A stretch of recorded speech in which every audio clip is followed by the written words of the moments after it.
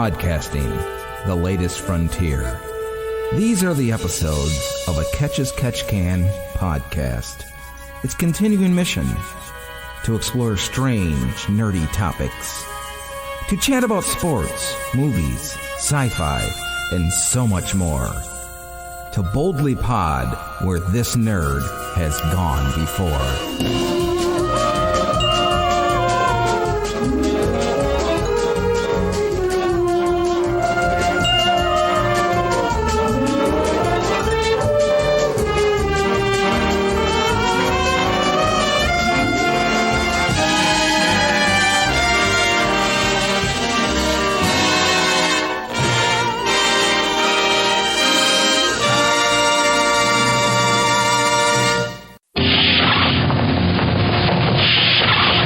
Captain's Log, Pod Date 1013.19. On this episode of To Boldly Pod, we are going to discuss the Mandela Effect and have a little bit of fun with it. We're also going to discuss the new pay-to-play law that was passed in California. I'm also going to issue sort of an apology to my fellow Trekkies and fans of the show Star Trek The Next Generation for something I've been saying for years. And we're going to take a look at what's in the news. So Scotty, set phasers on stun, engage. As some of you know, I do a second podcast along with this one called Conspiracy Beerist with my buddy Brian. In that podcast, we talk about all sorts of fascinating conspiracy theories and whatnot. And he brought one to my attention recently that we're going to discuss the conspiratorial side of this subject coming up on that podcast. But I thought this one was so fun and engaging that I wanted to bring part of it here to Boldly Pod, because it was, as you know, I like to incorporate my friends and listeners' thoughts and opinions on certain things here on this podcast.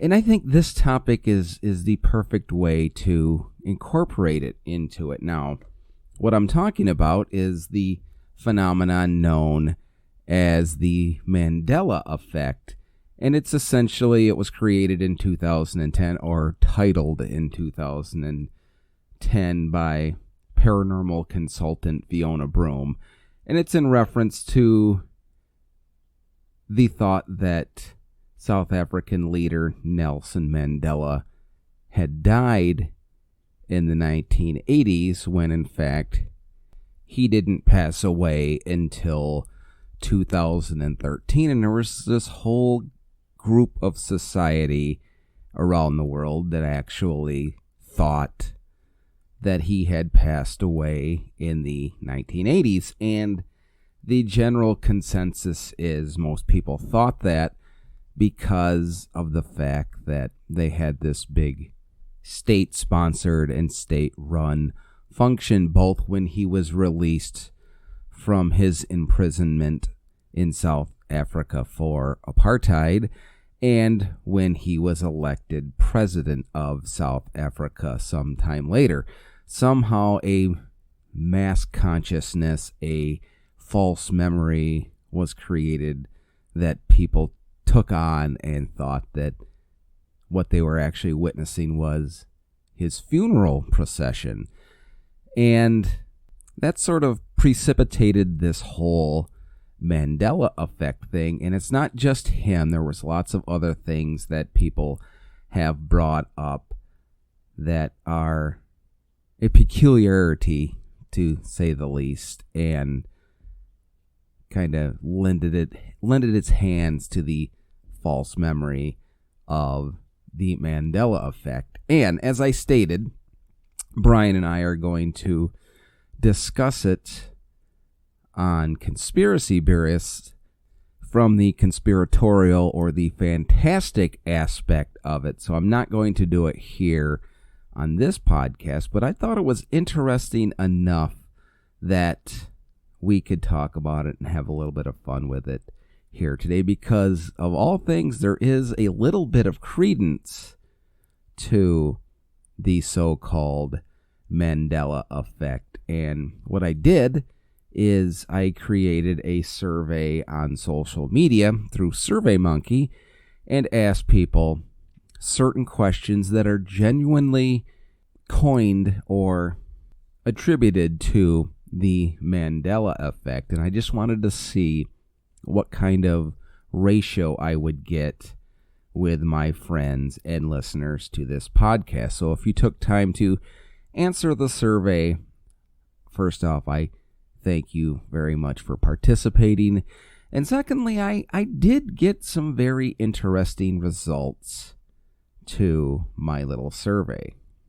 Now, as I stated, the Mandela Effect is essentially something that proves or disproves a created false memory taken on by society, or something that isn't true that most people, through word of mouth or whatever, seem to remember as factual. And one of the examples that I didn't include on the survey was most people believe that in the 1990s, a movie called Shazam, starring Sinbad, playing a genie, was released, when in fact it was a movie called Kazam, starring former basketball star Shaquille O'Neal.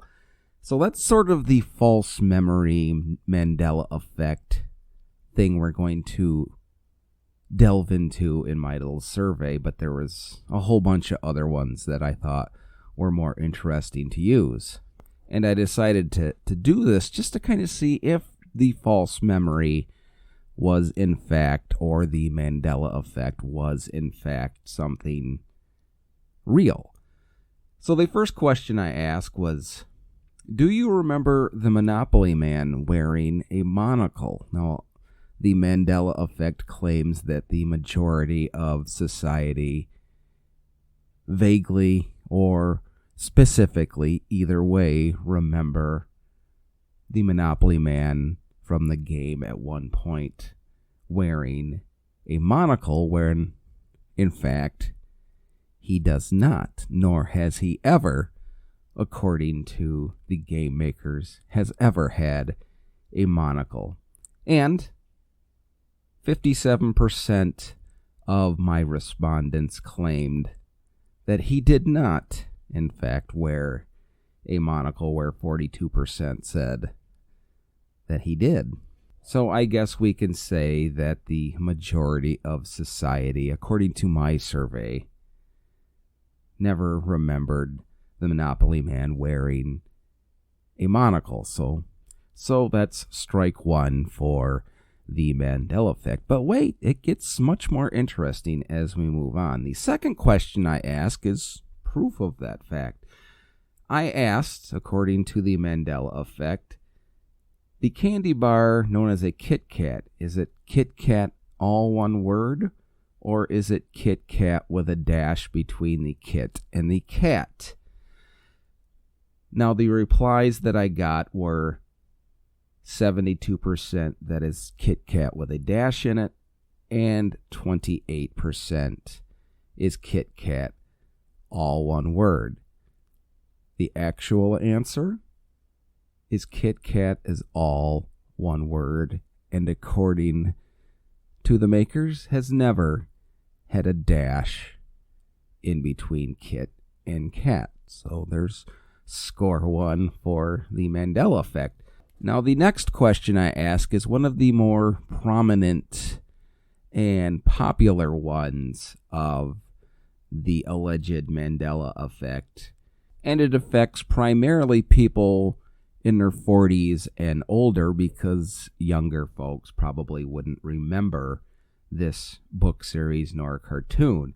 And the question is, the famous Berenstain Bears comic book series cartoon, is it Berenstain Bears with an A, or is it Berenstein Bears with an E?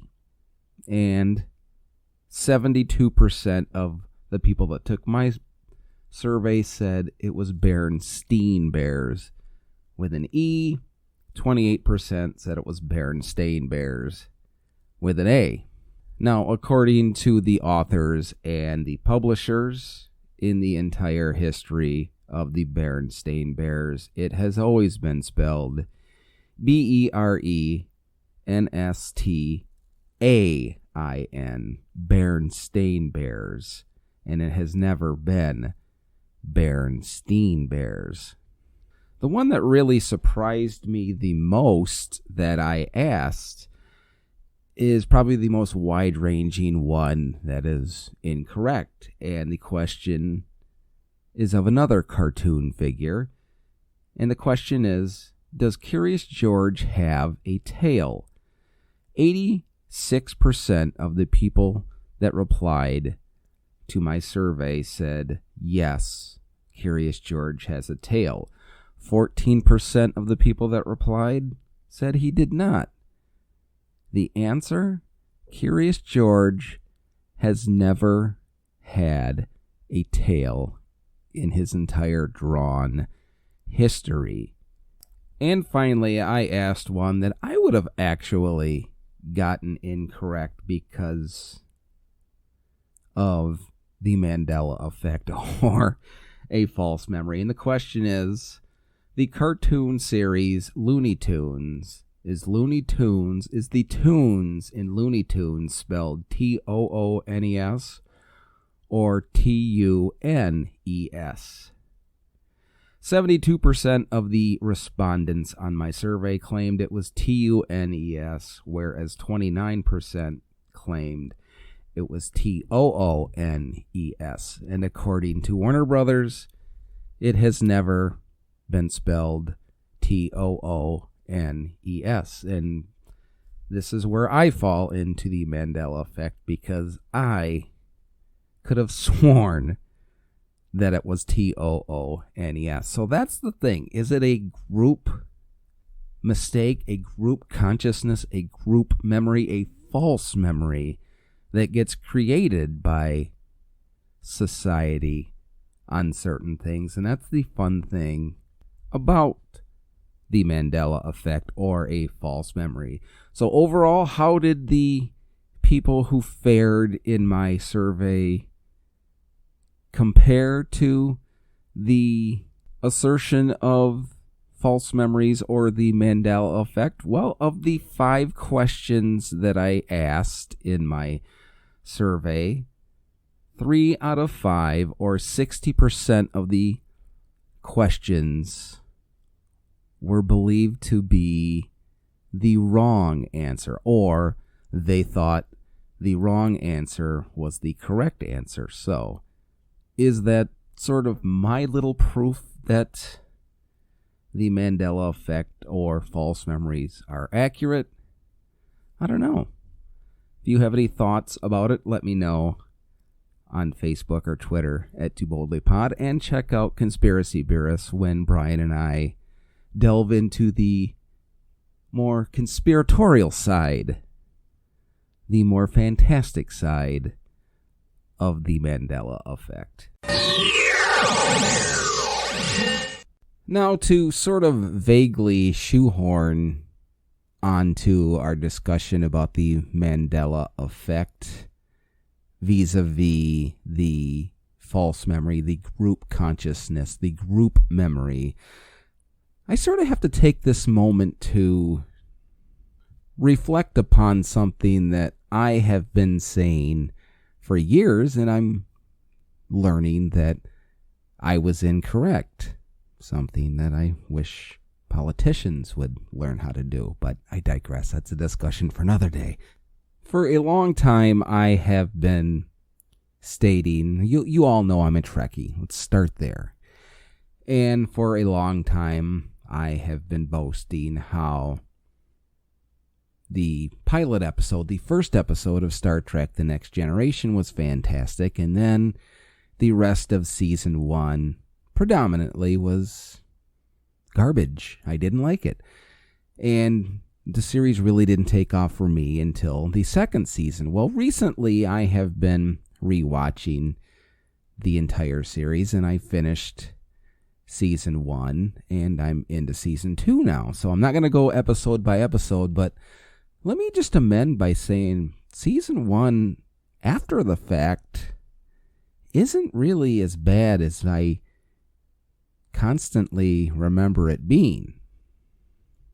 Now, there are some snoozers and some downright ignorant episodes included in season 1, but, all shows that are just starting tend to have that in their initial season, sort of a way of finding your legs. And sometimes, if you're lucky enough to get renewed and whatnot, it takes you a season or two to actually get into stride. And in the past, I had always asserted or called this the next generation effect. Yes, a term I just created, but it fits for this discussion because I had always remembered, and it hasn't been since the 80s that I've watched the first season, but it has been a few years since I dedicated time to sit down and actually pay attention, or dare I say study, as I watched the first season. So in my mind, or my false memory, going back to the Mandela Effect, I had always convinced myself that the first season outside of Encounter at Farpoint was horrible. And I think back a few podcasts ago, I actually stated that. And I'm wrong, because there are some really, really wonderful episodes that really set in motion the entire series for Star Trek The Next Generation. And they even sort of laid the groundwork to things to come, which at that point was almost unheard of and really wasn't really, at least in my viewing experience, delved into until years later with the X-Files. Again, I'm not going to go episode by episode, but I will point out a few that I thought really set the scene for the continued success that the Next Generation garnered and had until its run ended after 7 seasons. Now, I really enjoyed the episode Conspiracy, which was sort of a mini loop set in motion a few episodes earlier, and the episode Skin of Evil, which, to my delight, marked the end of Natasha Yar's tenure on The Next Generation. And it's nothing against Denise Crosby nor the character. It was just a character. Even back when The Next Generation debuted, I did not think fit into the scheme or whatnot. And to her credit, she came back as Yar and as her sister in later seasons and did a fantastic job. It's just I didn't think that character was a good fit for the show. So that might be a personal thing. But the Skin of Evil was a fantastic episode. And so to all you Next Generation fans out there that have for years been listening to me rail about how the first season was complete and utter garbage, I was wrong. And I freely admit it. There were some fantastic moments in season 1. There's still some trash, but what show runs for 7 years and at some point doesn't have to put out some trash? If you have any thoughts about season 1 of Star Trek The Next Generation, let me know on Facebook or Twitter at TooBoldlyPod. Let's discuss a little bit about college football. And before we get into the topic, let me qualify what I'm about to say, or predominantly about to say, is nothing more than my opinion. There are no facts behind it. It's just simply how I believe this whole thing should be. I don't have any facts behind it. I don't have any substantiating, corroborating evidence. So I implore you, if you disagree, to let me know on Facebook or Twitter. And maybe we can come on here at a later date and have a nice little civil discussion about it.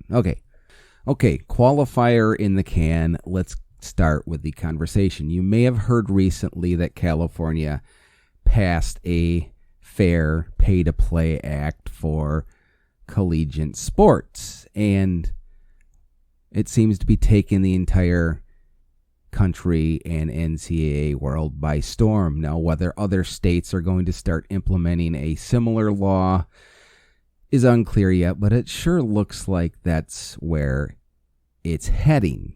And if you haven't heard of the law, the general synopsis of it, without getting into the deep, dark details, is that it allows for universities and colleges to pay their athletes to play sports for their schools.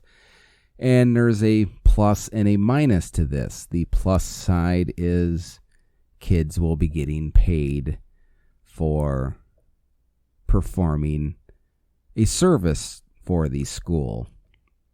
And I'll start by saying I know what the 100% backers to this law and train of thought will say. The universities make millions and billions of dollars on the names and likenesses of these athletes. They should be given some sort of compensation for such. And you know what? Maybe they should in a perfect world. But here's the thing. This is where the whole argument gets sketchy, at least to me. Most schools and universities almost completely fund their entire athletic program on the backs of men's football and basketball through ticket sales, television contracts, athletic apparel contracts, yada, yada, yada, and the rest of the sports sort of funneled down from there. So here's the thing. The initial argument is, will there be a flat rate for all college athletes to receive the same sort of compensation? Will the star quarterback for your football team get the same amount of money as the last person on your road team gets? And then if that happens, then you're going to get an inequality argument that the quarterback is earning more money than the person on the road team is for the university. The other side of it is will you play the men's basketball and football players more money than, say, the women on the gymnastics team or the women playing basketball or volleyball or whatnot? And then if that's the case, they're going to cry gender inequality. Why are the men getting paid more than the women?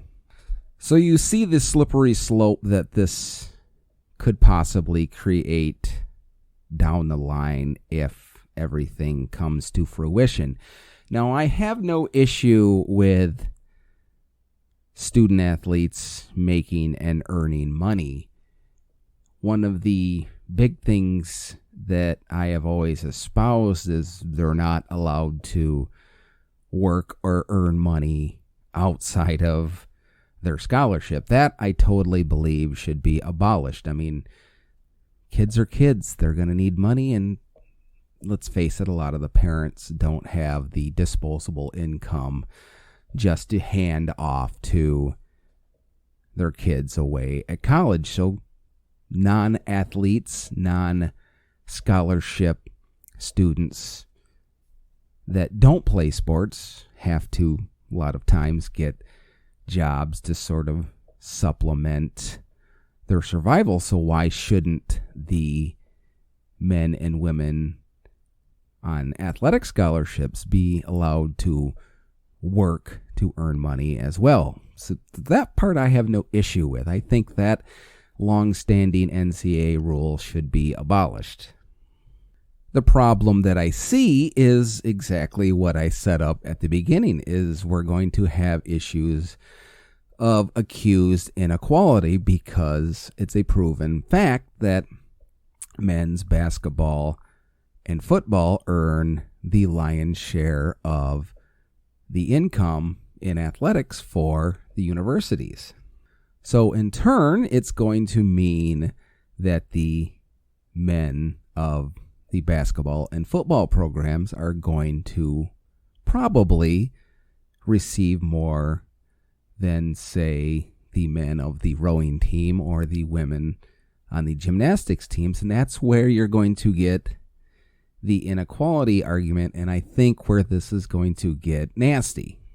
Do I personally feel they should be paid more than, say, the women on the gymnastics teams? No, I don't. But business has always operated under the credo, whoever makes the most money is going to make the most money, and that's sort of the slippery slope that I think this law is going to create within college athletics.